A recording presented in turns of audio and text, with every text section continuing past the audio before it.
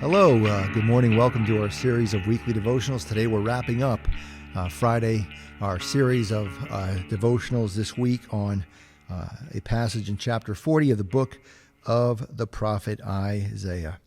You know, when I first met my wife, we had both, we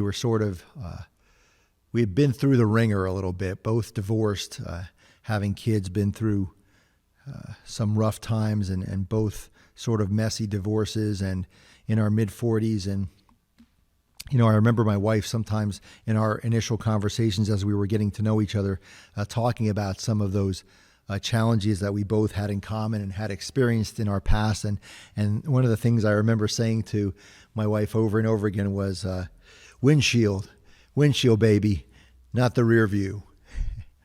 Let's look ahead and not look to our past.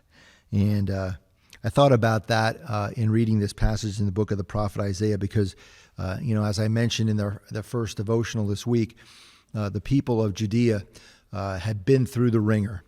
They had been exiled off to Babylon. Their city of Jerusalem and much of Judea had been destroyed by the Babylonians. And now, as the prophet Isaiah writes to them, they are faced with the prospect of returning to a city in ashes and trying to rebuild. And they face this question, can they go back? Can they go back to the way things were? Should they go back and try to rebuild and try to restore what had been lost? And, you know, I think that this is the challenge that the church faces so often in our life together. So many folks in the church want to return to whatever its glory days were back in the 1940s or 50s or 60s or 70s or whatever the case might be, to go back to those things, those traditions, those events, those activities when the church was thriving, when the pews were filled. Can we just go back to the way things were, to the golden age of the church? And Isaiah writes these words. Have you not known? Have you not heard? The Lord is the everlasting God, the creator of the ends of the earth. He does not faint or grow weary. His understanding is unsearchable. He gives power to the faint and strengthens the powerless. Even youths will faint and be weary, and the young will fall exhausted. But those who wait for the Lord shall renew their strength. They shall mount up with wings like eagles. They shall run and not be weary. They shall walk and not faint.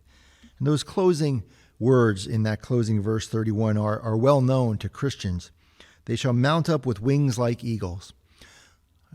But scholars point out something interesting about this particular verse, that although it conveys the image of an eagle spreading its wings, a more accurate translation would be that the eagle is molting.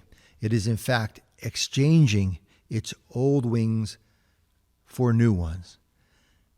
And perhaps the message that the prophet Isaiah is giving to the people of Judea is that, no, we can't go back, and we shouldn't go back to the way things were.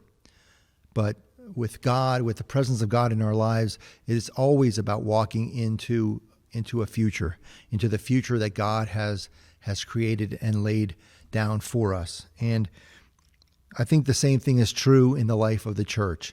You know, certainly we can have respect for our history and honor some of our traditions, but we can never go back. Our life of faith is always about moving forward into a future that God has ordained for us, a future that sure is uncertain and at times scary and filled perhaps with some struggles and challenges, but it is indeed in a walk, in a journey of faith, the only direction we can ever move, and that is to move forward. So I'll repeat my line to my wife: windshield, baby, not the rear view. And our thought for today is to reflect upon how, in our life of faith and our life of the church, what are some ways we can think about moving forward into the future that God has created for each and every one of us? Amen.